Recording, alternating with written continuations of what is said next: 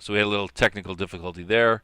Uh, Getting back to it, we were talking about Poggio, Brad, wanting a blimp to go and see the second chancers, but the our main characters here, Mix, Frisco, and Frigate and Nur, they kind of mention that he doesn't seem much like a chancer. He doesn't seem like very pacifist or anything like that, right?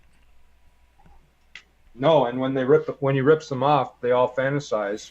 Three of them, Frigate, Tom, and Jack, all fantasize about different ways that when they catch up to him, they're gonna do this or do that. But the guy was huge enough that Frigate was intimidated just to be in his presence. And Nur said, "Well, when you're trying to rip him apart, I believe he'll be ripping you apart," because he was trying to give them a reality check that this guy could kick all three of their asses at once if he wanted to. Yeah.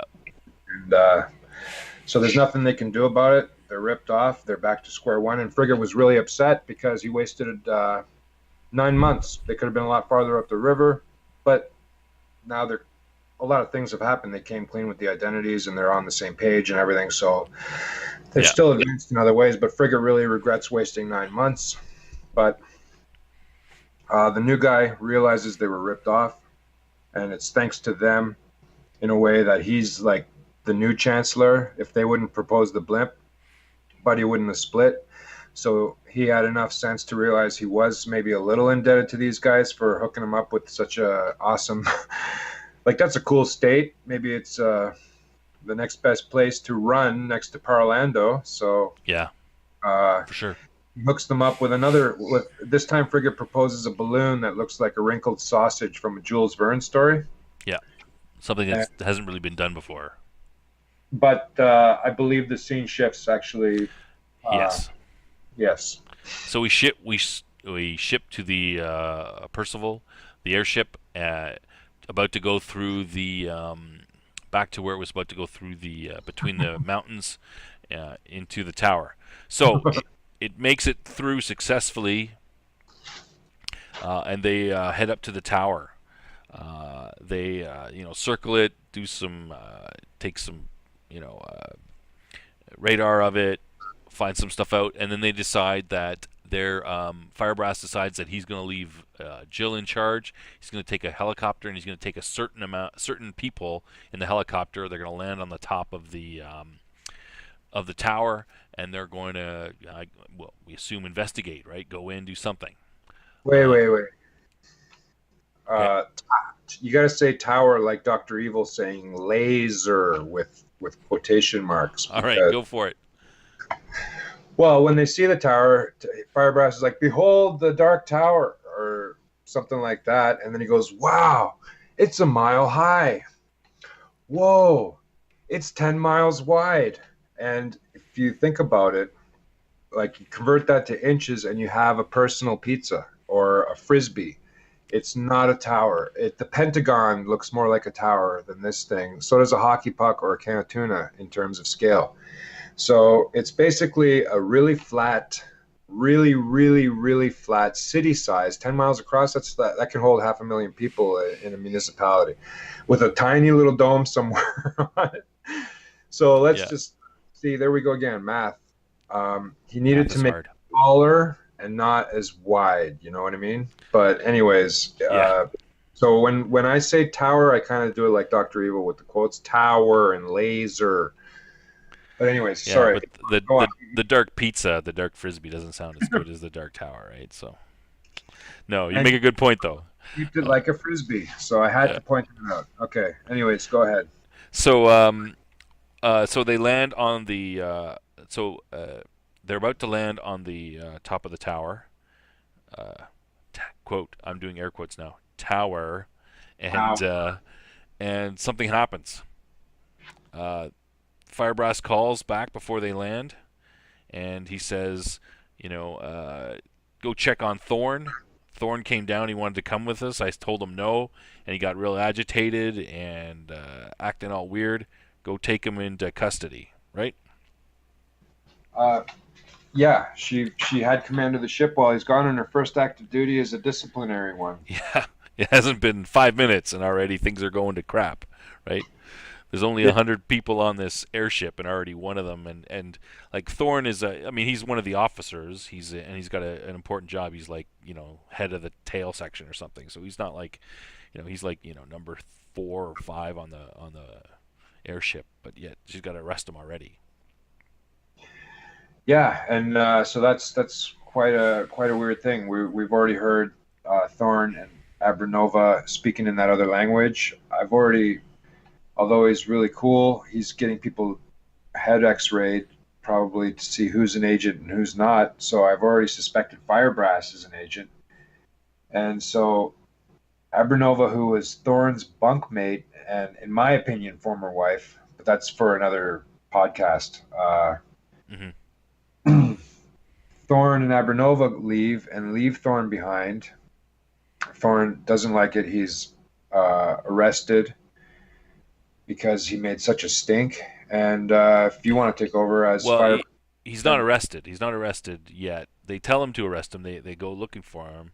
The hatch opens again. The other helicopter flies that's out, my bad. My bad. You're right. and then the Firebrass's helicopter explodes, Absolutely. Firebrass's helicopter explodes, killing and everybody aboard. And then Thorne's helicopter lands on, like, goes to the bottom of the tower and lands. he was shot up. So he crashes because he's Yeah, actually hurt. He was shot up really well on his escape. So he escaped. They were trying to apprehend him, yeah, but he stole one of the choppers, and one guy unloaded his gun yeah, fully in, and so he lands on the water, hurt and unconscious or something, yeah, floating, floating near his. What we already know, there's a secret door down there on the bottom, yeah, right? yeah. So yeah, he lands on there. We don't know Guy's what got to be happens. X. This guy's got to be X. He's trying to get to that secret door. In my opinion, he's got to be X. I don't know, but that's the way I'm seeing it at this point. Like, why is he going to the He's bottom? Uh, he's obviously involved somehow, for sure. So then, Jill is now de facto the captain. She has to go and investigate the destruction of the helicopter. They find that there was a bomb on it. They do autopsies on everybody, and they find that Firebrass had a black ball in his forehead, and did Anna did too, right?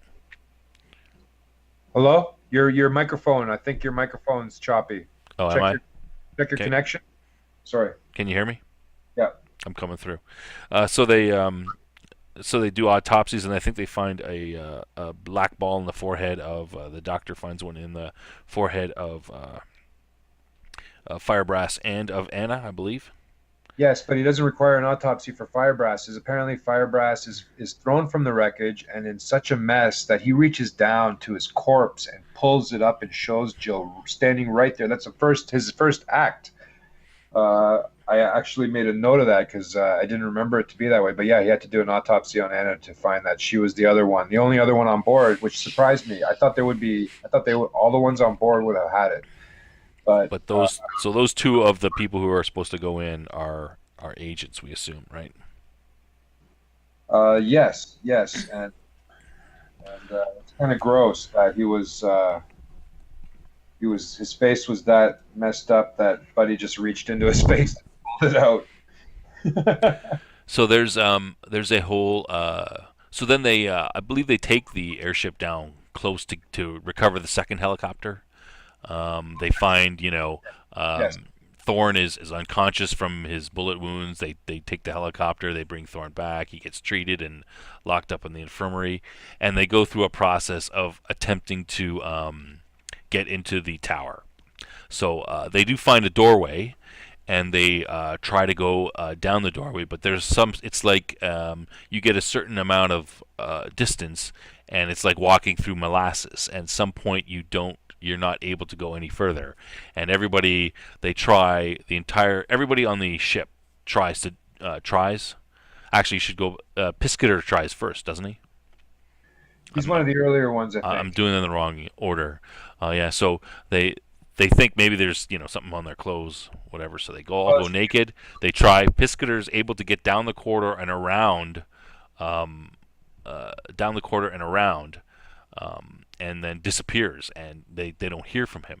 So if they try to, everybody else tries to go down, no one can make it to the corridor and able to, or to turn around. Some get so certain distance, and some get farther than others, but none of them are able to make it down there. And we sort of, because of Piscator's ethical development, we assume that there's some sort of, like I did anyway, assume there's some sort of field that only prevents people of a certain ethical, you know, level to go through the this thing, and that the everybody else except for Piscator can't get through.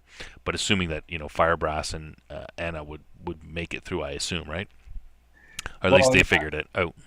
even though none of the sole survivors of this experience were there to talk about it, it is actually later on. Gwennifer will bring it up, like what kind of person was he, and maybe that's probably yeah. They also allude to that as well, and you're right. Yeah. I agree. I don't get why he went in naked, to be honest, because Well, she took off her clothes in front of 50 dudes and she didn't get any farther. yeah. So that They should have they been enough. assumed. Okay, put your clothes back on, and he Yeah. takes all his clothes off and goes in. Like it made no difference. The clothes made no difference Yeah. They because they assumed the actually, clothes make a difference, and but so they they just already keep proved trying it that. that well, inanimate objects could go down the hall, Yeah. right? So Well, they so they try naked, that, and the bit naked part was a bit much, yeah, in I my didn't, I opinion. didn't I see the don't need for think it either. yeah. So then they try to they get the machinist on the balloon to build a little basically like a Mars rover type, a little simpler than that, but a Mars rover type robot to go down, push it down the hall, because Anna Not even self-propelled. Yeah, they used poles. these poles, push it down the hall, take a picture of around the corridor, and bring it back and develop the pictures. And they find basically a corridor, and it ends in a an elevator without doors, right? So it's basically kind of like a star. We'll see it later, but it's like some sort of science fiction elevator shaft. You step in the shaft, and there's some sort of you know uh, field Field. that propels you up or down, whatever you want, right? But no sign of Piscator, right? We have no idea where he is. So they decide to they attempt to blow their way in through the dome. They pull out a bunch of plastic explosives, and they can't make a dent on it. And they basically try everything they can. Jill decides to wait for. She says she's going to wait for 7 days for Piscator, but they cut it short at like 5 days, because they're like, first of all, it's kind of oppressive and morale's getting low in the in the constant area. It's kind of a little bit creepy, and they decide that, we didn't mention this before, but um, well, after the I'm kind of skipping stuff here. After the whole black ball incident, Cyrano brings Jill into the whole story of X, On the right? fourth day, right? On the fourth The day, fourth and day. I think the antsiness that story got her. That's why she left on the fifth day. Like she couldn't. She wanted to go. Yeah, Well, there's but there's two reasons they leave. I mean, sorry, I think that's a reason, but another reason is also the laser, right, which Jill yep, knows about, yep, and right. they know that Clemens has this laser. It's supposed to be secret, but the laser might be able to cut into the side of the tower. They think it's their only other option. They've tried everything else. I personally don't think the laser would be able to cut in. What do you think? Well, because it was made by ethicals, maybe. You know what I mean? I'm not sure, but I think the lasers were able to cut the grails, but I don't remember. I'm not positive. So that's a good question. I wanted to add a little to the fact that Jill was blown away when Cyrano told her the whole story about X, and X's visit to Cyrano We is the finally hear that one, right? is the longest one yet too, and it's a really long one. X is being really philosophical and trying to justify his rebellious ways, and talking long-windedly about why the experiment is bad, and then jokes to Cyrano about the fact, like laughs about the fact that he has to go see Clemens, and he's now with his wife, right? Cyrano is with Clemens' wife, and that's when X has a laugh about it. He goes, "Yeah, I know," and he laughs at the irony about that. And it's just a really long-winded story, and gets Jill up to speed. Yeah. And during the fourth day, she's also had a few more bomb searches conducted because she was suspecting Thorne of having planted bombs. Yeah. And she was really worried that Thorne put one in the place that she can't check, and that's the gas cell. So Yeah. that was also on the fourth day. And yes, so they were wondering if the laser would cut through the tower, Yeah. which I put in quotation marks because it's a frisbee. But Pizza. anyways, And they also during this time they also question Thorne, and Thorne doesn't give anything up. He's not, he's not very forthcoming with anything. I don't think we really gain anything more from Thorne. he insists on talking to Sam Clements, though. He's willing to talk to Sam Clements, which would have been interesting to see that Yeah. play, right? The reader's like, "Oh, I wonder what the hell that's going to go Yeah. if they hook up." And Is Thorne going to say that I'm X? But if yeah, he's yeah, X, if he's yeah, X, why doesn't he talk to Cyrano, eh?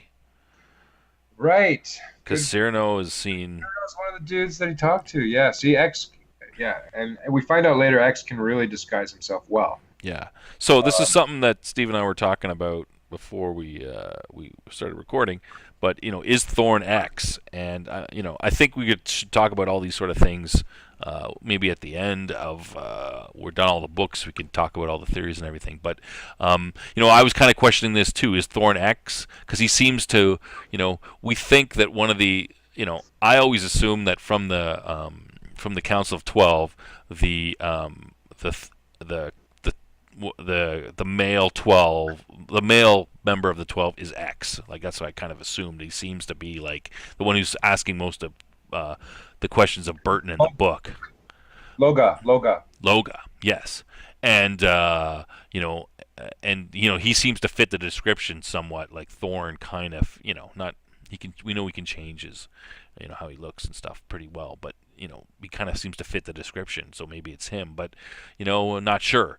Well, at the end, coincidentally, right at the end, and you said we might talk about it at the end or whatever. Right at the end, I believe there's irrefutable proof. But we're almost there. We're building up to that too. We're really building up to it. Yeah, you mean the end of this book or the end of? The end of this book. Oh. The end of this book. Yeah. Well, I don't know if it's. Yeah, because you don't believe that he overheard this. You got to look back on the last page. It's on the last page or the second last page. Yeah. He overhears a conversation about the stuff that's about to happen. And Okay. Well, let's not get too far ahead. We'll bring it up when we get there. But anyway, it's a question. Is he like that's what you're should be that's what you're probably thinking at this point. I would bet the farm. I personally would bet the farm. I Okay, know. I mean, when we read this part though, right? We don't know for sure, right? Okay, yet I not mean, yet. as Right a new at the reader. end. At the end, I'm convinced. At the end of the book, I am convinced. Right at this part, I'm not. I guess at this part, I know I'm suspecting, but Yeah. I'm not positive. Yeah, and that's what I'm saying. I'm suspecting. I'm like, is he? He's clearly an agent. He's clearly a bad obviously guy. an agent. He's clearly Is an he agent. X? Yeah, and he's clearly a bad guy. And so who else is a bad guy that we know? And that would be X because he's a rebel, right? Yeah. And so far the ethicals have been pretty ethical. Yeah. So so they decide they want the laser, so they got to get the laser from Sam. So they talk to Sam. Clemens is his usual self. He bitches and complains a lot about the fact that Greystock tried to attack him. And they ask for the laser, and Clemens says, "I'll only give you the laser if you attack John's boat." Right? So Jill says she's a bit kind of pissed about this, but the helicopters can carry 30 people. She says, all right, I'll ask him if we can get 30, guys to go agree to attack the boat. Then fine, I'll do it. And she has no trouble getting. There's no 90. there's no trouble of people who want to go and attack. Even though they have toilets and nail clippers and luxuries that the rest of the planet don't have, they're willing to lose their life over this little feud. Yeah. So they want to go after John's boat. So is there anything you want to add about?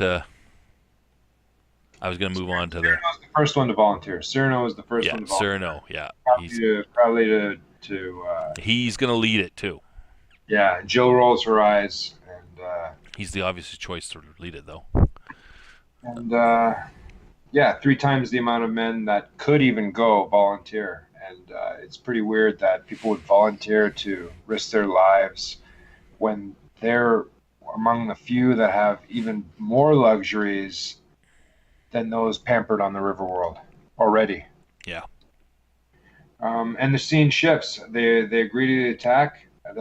Sam agrees to loaning the laser if they do the attack, and the scene shifts back to when, even though Sam didn't even let them talk until he told about Greystock's attack, the scene shifts back to the aftermath of Greystock's attack and them taking shore leave to fix it.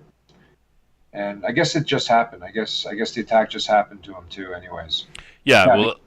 Yeah. yeah, It would it's have true. happened. Like it's 5 days, 5 days it's prior. been 5 days, 4 or 5 days prior. So yeah, it's been pretty recent. Yeah. So, so yeah, Sam wanted to talk about all the stuff Jill and Cyrano told them, and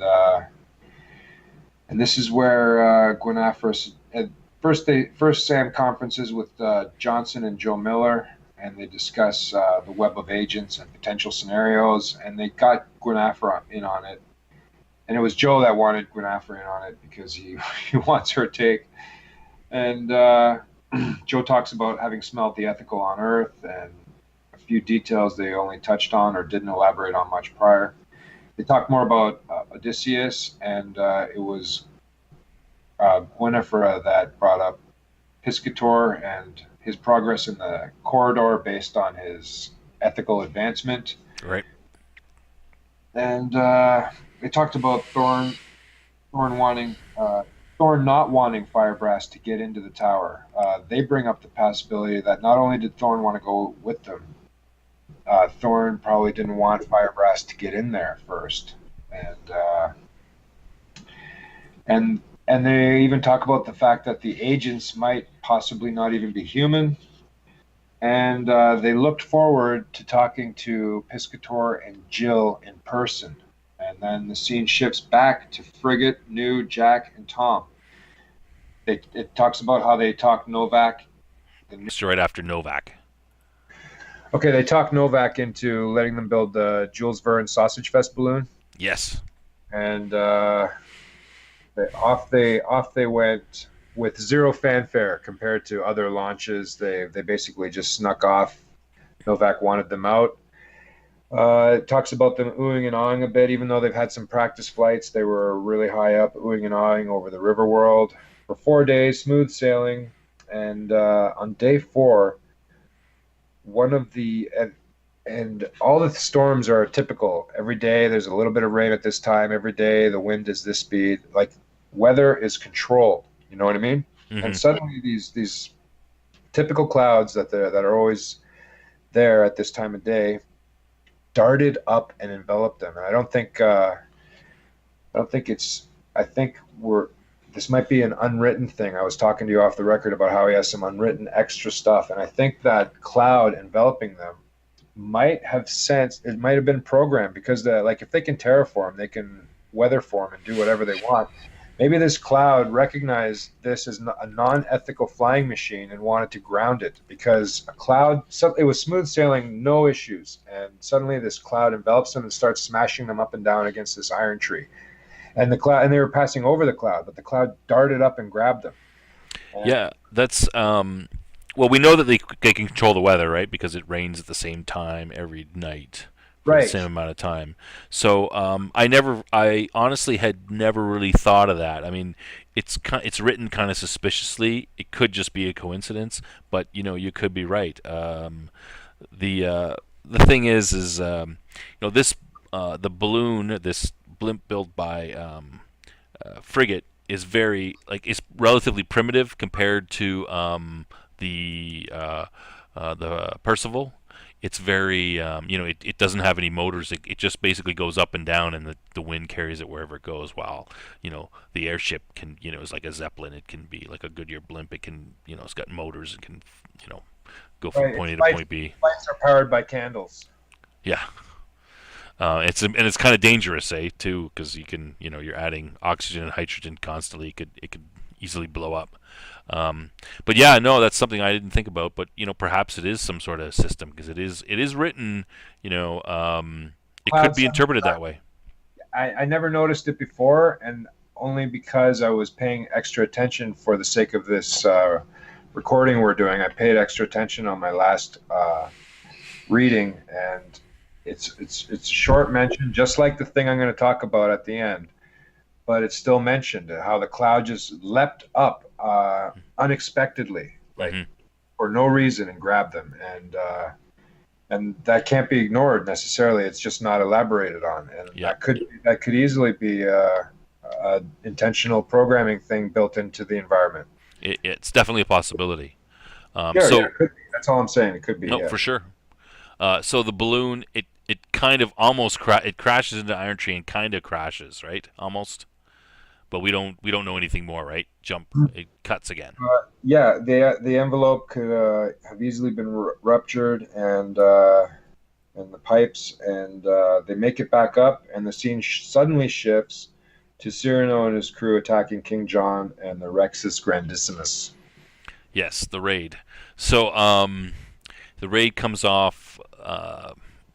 They land quietly. This is another one of Farmer's combat scenes, and again, I enjoy them. I think they're well written. They pull you in. They don't give you too much. They very much give you the story from like a whatever. In this case, it's Cyrano's perspective, but we give it from his perspective. Like things are going on. You know, Farmer mentioned something happens here. There's an explosion. We don't necessarily know what happens. It's very sort of the confusion of combat. I think is very well portrayed in there. So we go the raid by Cyrano and the rest, the other 30 men from the airship. They actually capture John and are able to escape with him, but he jumps out of the helicopter as they fly over the boat. He jumps over. He you know pulls himself out of the helicopter somehow. I guess they think he's unconscious, but he actually is able to squeak himself out of the helicopter and fall into the water, and I assume be rescued by the crew. Um, yeah, well, Can you, everybody on. You're talking about when John falls out of the helicopter. yeah. So I just covered the whole raid part just in like 2 sentences, but What about the sword fight between Cyrano and you know who? oh yes, maybe we should. Yeah, I was gonna say what else should we mention, and I guess. That's my sound effects for the sword fight between Cyrano and you Oh, know is who. it?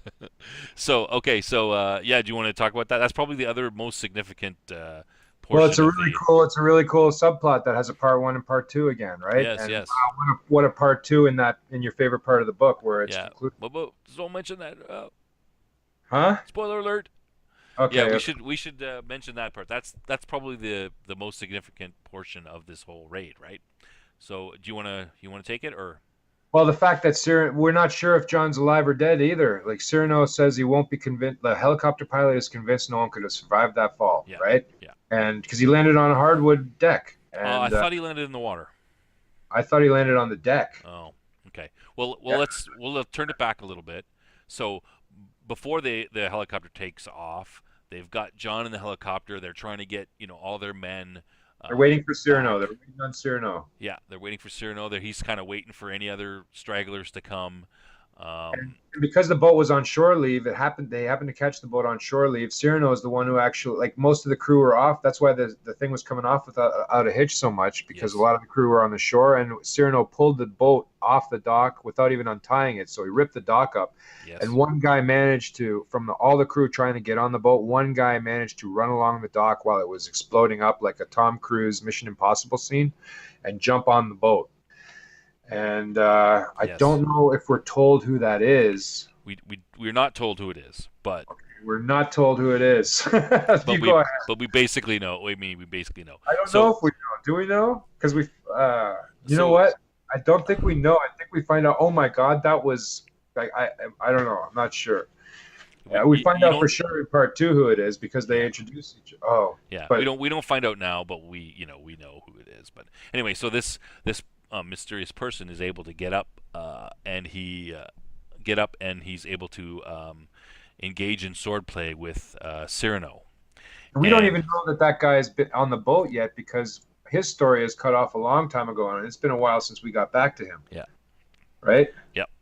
Okay. So no, you're definitely right about that. So he engages in swordplay with Cyrano, and Cyrano is being his usual. I don't know what you call it. He's a bit of a pompous. He's a bit pompous, so he's kind of introducing himself. Highfalutin, hoity-toity. That 17th century. My name is so and so. Who are you? And but the other person he's fighting with is not interested in discussing all this stuff. Formalities. Cyrano beats him, but doesn't. He's able to get uh, prick him or skewer him in the leg. I think it is. I can't remember Well, wait a exactly. second. No, the other guy is the first person ever to have drawn first blood on Cyrano, and Cyrano's blown away. He's like, "What? This guy's Yes. stronger, and this guy's as swift as me, even though he's a big barbarian strong man Yeah. with a He's with kind a of. bar- Yeah. fighting with an epee while I'm using a rapier, and this guy is just as slick as I am, and he drew first blood on him, but." Cyrano's men came to help Cyrano, distracted Burton. Burton looks. Cyrano You just gave it takes the, away. takes the cheap shot right through the thigh. And before Cyrano's buddies shoot him, Cyrano's so impressed with Buddy drawing first blood and being such a skilled swordsman, he doesn't want him shot, right? Cyrano's a bit nice in some ways. Yeah. He's Like, very honorable. yeah, and he wants to be Clemence's friend. He's a nice guy in many ways. And anyways, so he binds his wounds, and Burton's like, "Go to hell." Oops, I didn't mean to reveal who that You already was. did it before. You already said that's the second time you said Burton. So yeah, so the guy he's fighting against is actually we'll find out later is actually Burton, and he has all the characteristics the way he's described it. It seems like Burton anyway, and we know Yeah, Burton is a master swordsman. yeah. So Burton is able to draw first blood, fight him very well, and even though I believe Cyrano is probably a better swordsman, the whole time he's fighting. Cyrano's like, wow, he's really good at this, he's really good at that. Like, Cyrano is surprised that someone is, almost as good as him, even if, he draws first blood. But I think Cyrano That's believes enough himself for, better. But that's enough for a win in some contests. yes, yeah, for sure. So Cyrano is happy. He's happy. This is his, he doesn't care. So I mean, he wants to win. He usually wins, but he he just Cyrano is the kind of guy who wants a good fight, right? And if he has a good fight, and even if he loses, he'd be happy uh, if the person was better than him. But yeah, so that's the key thing about it's Burton, and he's obviously on the Rex now somehow, and we'll find out later about that. And they have this great rivalry, which will carry on perhaps in the next book. Anything else about the raid? So basically, John escapes. We don't know if he dies or not. I thought I have to look it up again. I thought he just fought like they're flying away, and he falls out. He jumps out of the thing and lands in the water. But He lands on the deck. He lands on the deck. that's the deck. Maybe you're right. Yeah, he lands on the deck. That's why the pilot is convinced he's dead, and Cyrano's like, "Oh, I don't know. Not till I see his corpse." Yeah. So the raid is complete, and they head back to the airship, and we jump again, and we go back to frigate. Yeah, Noor climbing the gas bag to check if there's damage from the Iron Tree crash, and they resume their journey, and they basically at 3,000 miles set a balloon record for most longest nonstop flight, no interruption, like no gas, no break or anything. Yep. They set what would have been a record on Earth to obviously, again, zero fanfare. So it's just a personal thing that only he knows about while the other guys are asleep. Mm-hmm. Five amateurs setting a human record on a different planet. It's kind of a neat perspective. Yeah. And on Earth, they would have been televised heroes, where here they're nobody and nobody knows. Yeah. Frigate and Noor wakes up, talks to Frigate. They discuss second chancers, Sufism, mystical experiences, and they talk about uh, mystical experiences, like Sufism level of mystical experiences. And Frigate previously asked Noor, he's not asking Noor again yet, but Frigate previously asked Noor to be his disciple. And Noor turned him down. I don't know if that's revealed yet, but Noor turned him down early in that 26-year-long canoe or razzle dazzle ride.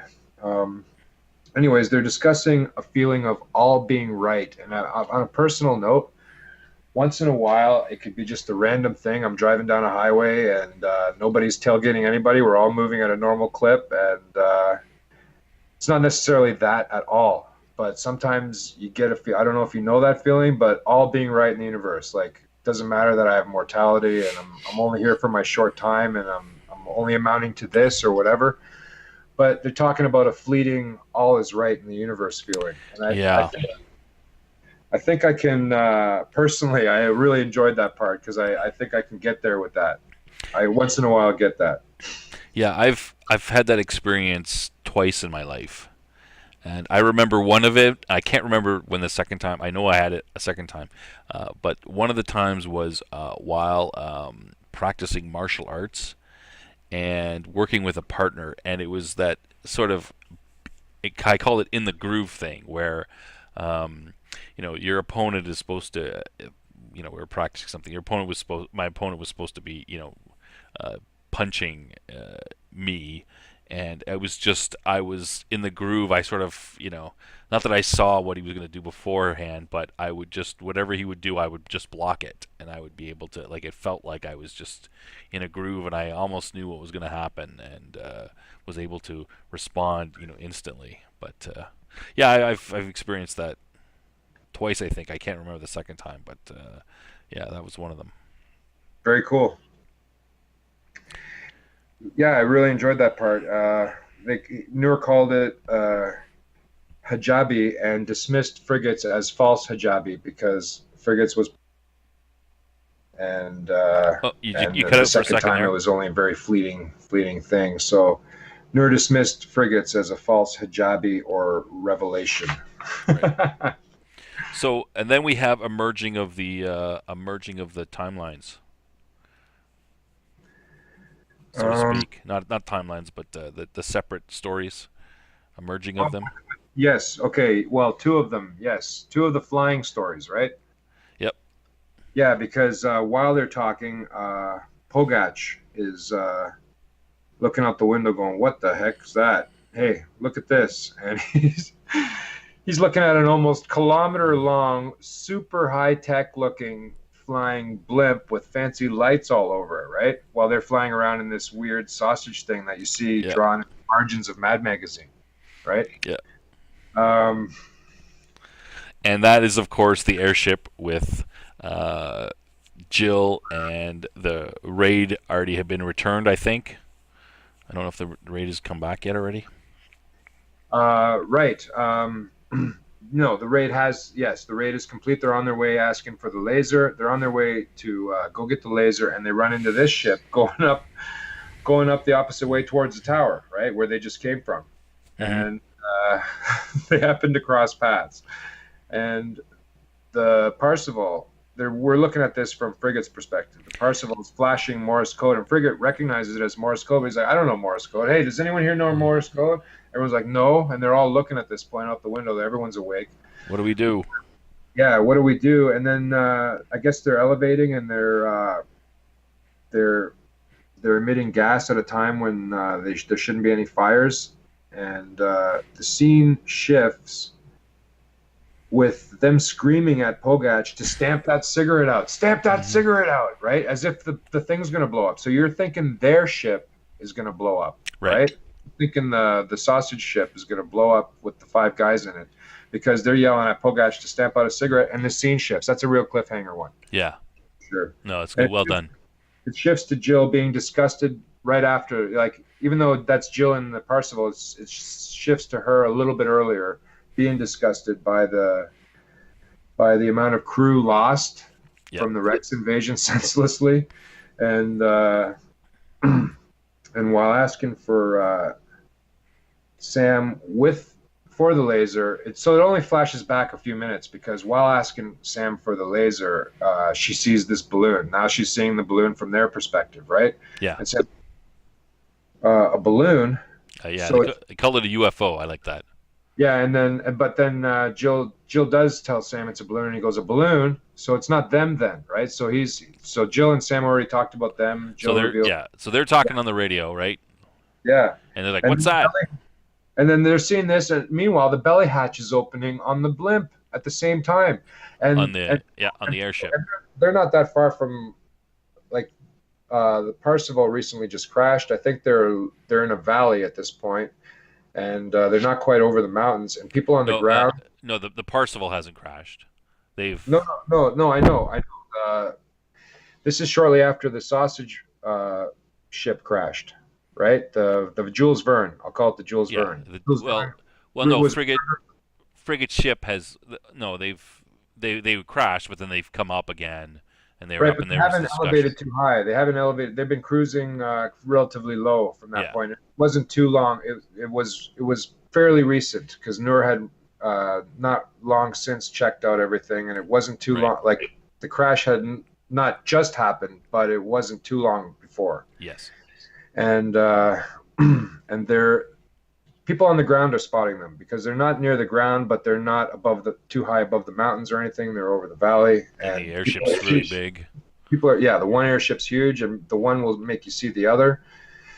And then the one's giving birth to a third. So and one's a balloon, one's a blimp, and then a helicopter's coming out. And you got to think most of these people have never seen an airship before, Or a uh, helicopter. or any kind of flying machine. And there's three different types all of a sudden above them, and virtually by the time okay, so there's a lot going on here, obviously. So there's a lot going on. We were wondering still if the little one's going to blow up from the cigarette. Why is the belly hatch opening with Thorn apparently has broken free, and he broke out 20 minutes prior. Like Sam's still on the phone. She's being told while she's just discovering this blimp, and they're messaging it that the belly hatch is opening, and Thorn had broken out 20 minutes ago, Right.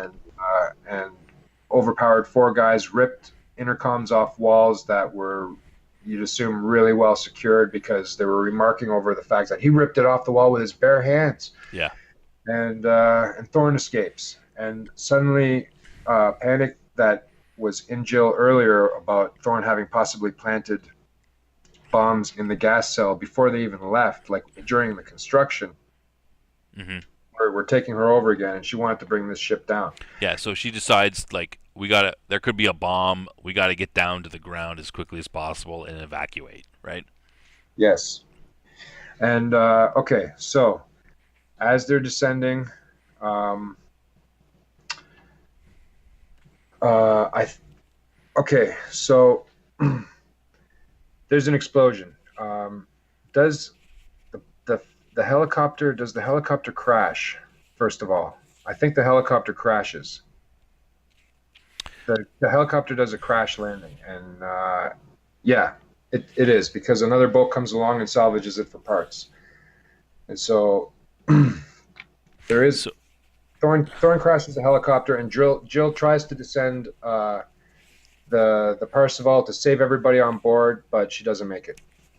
yeah. So it's interesting the way Farmer describes it. So the last time you see it from Jill's perspective is she orders the blimp, the airship to move out over the river, and her last line is like, what to do. She's like, what am I going to do? She's already sort of, let's go over the river. We don't want to kill anybody. We'll land on them. If we blow up, we'll be over the river. So she's made that decision, and then he sort of switches You the know what? view, Yeah, and he yeah, does it from people on the ground. So right. he's able to describe it, very in a way that the reader isn't quite sure exactly what happened because they'll say something like, One of them exploded, and it doesn't reveal which. one explodes and it looks like a dragon. What's going on? They screamed and plunged, bright orange fire trailing like the glory of a falling angel. So we're not sure which airship has blown up Right, who's because the alive, one who's was under not. threat. One was under threat from the cigarette, and the other was under threat from potential bombing. Right. But there was a helicopter. You were right. A helicopter does, come out as well too. And it So crashes. It does crash because it's salvaged for parts later. So I think they shot it up or something again. But well, I don't. Yeah, I don't think we know. Do we know that right yeah. then? Oh no, not yet. Sorry. I don't Pardon. think we know that the helicopter comes out. We don't know if it crashes or anything. We don't know what happens to it, right? We're Just that, getting to the end of the book here. Yes. yeah, just there's an explosion, things are bursting into flames and falling to the ground, and we don't know which is what. So, I mean that is the end of the book for our main character. So there's only one short chapter left, and that's all X. Do you want to? So I mean, basically, the book is not quite ended, but we don't. That's the end of our main characters that we've been following. We don't know what's happening. Huge cliffhanger. We don't know Yeah, which airship exploded. That's true. Good yeah. point. Both. I keep looking at things, knowing sometimes I look at things not only considering this book so far, but rather the whole series, and then I realize I'm cheating. You know what I Yeah, mean? yeah. So Dukes of Hazzard cliffhanger. Huge. Something's exploded. We don't know if it's one or both airships or the helicopter or what happened to the helicopter or what. And then I'll let you do. I think this is the last chapter. Is a bit of exposition. We go to X. You want to take it? Yes, the scene shifts to Taiping yelling drunk poetry uh, somewhere up the river from the previous scene. So we get a new character already again. Yes, and Tom Turpin is there. Tom Turpin is mentioned, and he offers the poet. The poet is screaming to an audience. The audience loves his poetry, but he runs out of wine, and so Turpin offers him some hard liquor, and Taiping refuses, and then the scene shifts to someone listening to these guys yelling and carrying on from inside his hut, chuckling. And he's an unnamed man in a hut, and he spoke a code word to his grill. So he's got his bucket in front of him, his garbage can bucket, and it lit up like a radar screen, showing him all kinds of dots and the river scenario. And he can zoom in, like you zoom in a picture on your smartphone. You can zoom into an area, it said, to see the dots more closely in their configuration for specific detail, or get a whole overview, zoom back out. And he could see all his agents. He could see the operator, what he called an operator. So this is our first hearing of the word operator, but I guess it's a head honcho somewhere on the island, on the Riverworld, where he is, and he's looking at this radar screen. So we know this is X. We're basically being told this guy's incognito. His grail is he's got a grail that acts as a radar to see where everyone is. And wait a second. I think it is revealed that it was Thorn. I think it's revealed that it was Thorn because they talk about he listens to people going past the hut. And this is on the last page. You can find it quickly. It's on the very last page or the page before, the other side of it, where people passing by talk about the airships that came down a month ago, just up the river a little bit. So it's someone that survived that, and we've got to be led to believe it's Thorn, and that Thorn is X based on this equipment he has. But it's not for sure. At this point, you can't know that for sure, but No, I agree. have strong suspicions of that. And suddenly okay, go ahead. But No, you're correct. We're treated to the thoughts of a character that we assume is X. He's got a grail with extra abilities that can track stuff. He's talking about is Taipei ready to carry on with his journey up the river? He'd be a good companion. Maybe I should try to go with him. That kind of stuff. yeah, and then his grill cuts out on him. His grill cuts out on him, and it's like he expected it to happen eventually, anyways, because no one's there to maintain. The reader learns, no one's maintaining the satellite, no one's maintaining the tower. Is there any? The reader can wonder: is there anyone even in the tower now? Is everyone from the tower on the Riverworld stuck trying to get back into it? And it leads to a lot of questions. And now X, with his Grail thing shutting off right before our eyes and not working anymore, he spoke the code word again to try and turn it back on, and it wouldn't. So he's like, okay, so here we go. I'm in the dark as much as everyone else now. And unless we don't know if Monat has one of those or not, maybe, Yeah. but find out. But now X is in the dark as much as his recruits, at least, and and that's where the story basically ends. Yeah, I'll read the last. His Grail goes out. He says he stood up and straightened his shoulders. Time to go. A shadow among the shades and running out of time. Like the recruits and the agents, like the river dwellers, like all sentient creatures, he would have to make his own light. So be it. And that is the last line of the book. So another cliffhanger.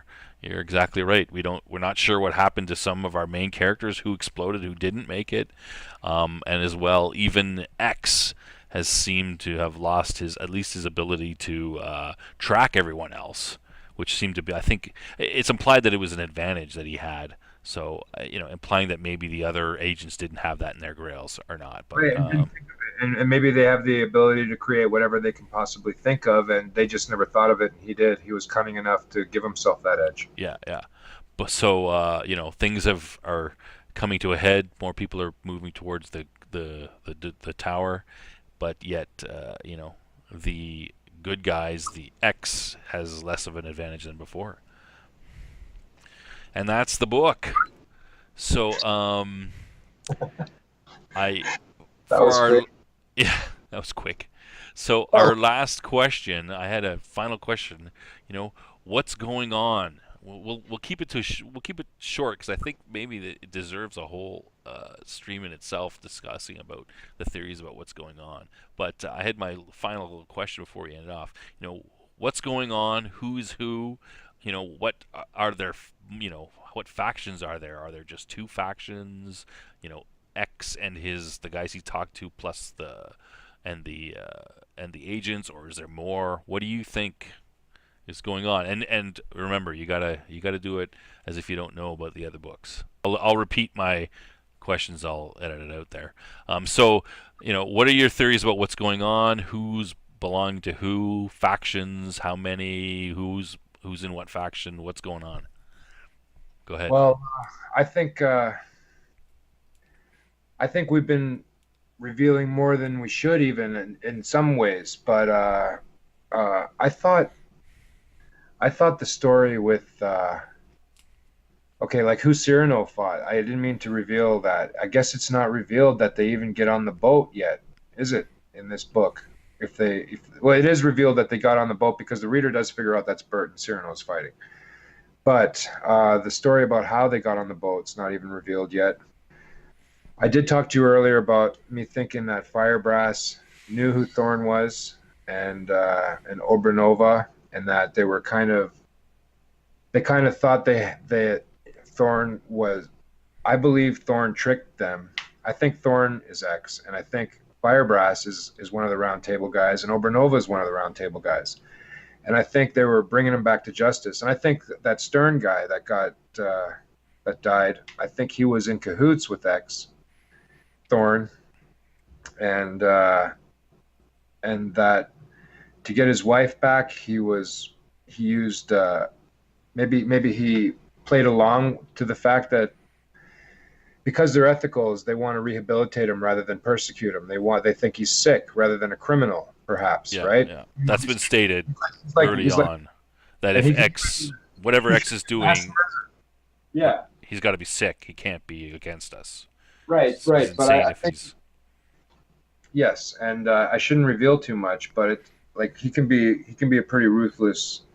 I think even in these books, based on the explosions and the stuff Thorn did, he's a ruthless killer, and they're a little too ethical perhaps with him, and he probably could sucker them easily because they just can't conceive him being so evil that they trust him enough that he can't even be that evil. That he suckered them into bringing him back to the tower for rehabilitation, and that's why Firebrass didn't want Thorn to join him and Abranova, But because we saw the Egyptians got booby trapped, maybe Thorn and Obernova would have been booby trapped if they got in anyways. But Thorn didn't allow them to get into the tower because he's a ruthless killer and can't be rehabilitated, perhaps. And so these are just theories that don't really come to light because Firebrass is dead, Obernova's dead, and something like the cloud rising. We'll never know if that's just a fluke, if that's something that they only noticed because they were flying above it and they never fly above them, or if that was a method of keeping man away from the tower. Yeah. So some things are unanswered, and I kind of have a theory that Firebrass and Obernova were trying to bring him to justice, and he didn't let them. So yeah, that's interesting. I'm trying to, I'm thinking back to when I first read the story, and I mean, I kind of suspect that Loghu is from the first book that he's X, the one who questions Burton, and then, it seems that Obernova matches his wife, to me. Right. I don't know about Firebrass. I never connected Firebrass to any of the others. I kind of when I first read, I assumed that Firebrass was perhaps another agent, maybe not one of the 12, the head ethicals. Maybe he was a senior agent of the other groups or something, which is why he kind of took over and tried to get back. But I didn't really know. He wouldn't be bossing Anna around so handily unless he was the guy with the jewel at that table. If she's Yeah, at, that's a good point. But maybe the only thing I could think he's the of. guy with the jewel. He's the dark-skinned guy with the jewel who Yeah, Burton didn't get a name for. He got a name for Thanabor and Loga, but yeah. and I I think didn't when I first. I connect. I'm not saying you're wrong. I'm just saying that I didn't connect it when I first read it, and that I assume that perhaps that Firebrass is just he might be able to order Anna around simply because he's the guy on the ground already. He's got all this power with the locals, so she might say we should do this or that. But in the end, he would do whatever he wanted because he had the power from being there for years. And we don't see any interaction where she says do maybe she's saying hey do this do that. And he's like, okay, yes, sir, or probably not, but or maybe she just agrees with everything he's doing anyway. So there's Well, he is the no boss. need to He is tell the him. boss, anyways. He is the boss, so he does. She does have to follow his orders, anyways. Yeah, that's what I didn't like. To me, that didn't. I'm not saying that's wrong. That didn't come to me when I first read the story. Like I didn't go, yeah, he's got to be. But you're right. I mean, he's very, he seems to know what he's doing. He takes a big leadership role, so it does make sense that he's a powerful, one of the 12 in the council. The whole Stern thing, like that Stern threw me. I'm like, well, who would try to kill Firebrass? Does X have a partner? We've had no hint that he has a partner at all. But not to say that he couldn't get one, but we haven't had a hint of that anywhere, right? It's No, been X right. all along. But maybe X is two people. Maybe someone he's not being visited by the same. Every character is not being visited by the same guy. And we find out here, right, that there's actually is it here we find out, or maybe it's later. I don't know if I should say this, but there's not 12 people that have been recruited by X in order to get to the tower. There's 12 times 12, right? So there's 144 people. That's actually, but each group is only told, oh, you're one of 12. And you know what? The lost chapters from book 4. There was 4 chapters. There was some chapters cut from the battle in book 4 because it's so long, and there a little more about X having a partner is revealed. So it is not revealed to us in the 5 books. I have to admit that, and sometimes I forget that. So that's why. So I have not read the lost chapters. So only 2,000 copies exist. I have 2 of them. I'm going to mail you one to keep. right on. Thanks. So therefore, he doesn't have any more. So if you're listening, you can't get one. They're very expensive. You can find them on Amazon, but if you want to dish out a lot of money. Yeah. So so I hadn't known that, so that wouldn't occur to me that he has a partner. But that's an interesting one. There's some good theories about. Yeah, so that would make sense if Stern is perhaps the that you know uh, that trying to kill Firebrass in order to, right? Well, yeah, yeah, because the resurrections have ceased at that point, and the guy, you'd assume he's not going to pop up somewhere else, Hmm. and yet there's still a character like Thorn, And Thorn arrives before Stern right? does, right? Thorn arrives and then Stern arrives shortly after and tries Right, to kill Firebrass. At least that's what Firebrass says. And just then, right. And I wonder if Odysseus, like you said, Odysseus might be Thorn. Odysseus could also be Stern. yeah, I always suspected that Odysseus was X. Okay, But okay. like originally, because he Yeah, comes on, he shows up at a key time, he I meant disappears. X. I called Thorn X again Oh, okay, inadvertently. Sorry. yeah, no problem. Yeah, so Odysseus shows up at a key time, does these amazing feats, and then at some point later disappears. So I assume that he's like, okay, here's the key place I need to be. Make sure that Clemens builds his boat, and now that the boat's on its way, I can go off and talk to the rest of my agents to try to get them to go to the tower you know to get there. That's what I assumed with that. So yeah, that's a pretty long story. Uh, Overall thoughts of the book before we end off? Um, you know what? It's a cliffhanger, and it just builds up. It's middle of the story kind of meat, and I think it's my favorite. So it's a weird one out of the five to have as a favorite, I think, because nothing is truly resolved. But I love the back and forth all over the place stuff. So much is covered. All the stuff we didn't talk about, all the small details of conversations and character development, and all the stuff we did talk about. That's a lot of stuff. So I think in terms of packing a well written on top of that dense story into one book like that is pretty impressive. Yeah, I have to agree. Like I always say that the fourth book is my favorite, but rereading, I haven't reread them in a while, but rereading this, I'm struck again about how it is good, and usually the middle stuff for me is kind of the hardest because it doesn't start anything and it doesn't end anything. Yet it's a good book. It's still self-contained and well contained with what goes on. So yeah, I've gained a little more of an appreciation for it, rereading it again recently for this. So yeah, that's great. All right, Steve. So I guess we're sorry. Any last words? No, this was a lot of fun. Yeah, it's good. We'll get it up there as quick as possible, all the parts, and we'll get going on book number 4. Oh my! So yeah, thanks for listening in. I hope you enjoyed it, and we'll see you for the Magic Labyrinth. See you. Snob, snob out.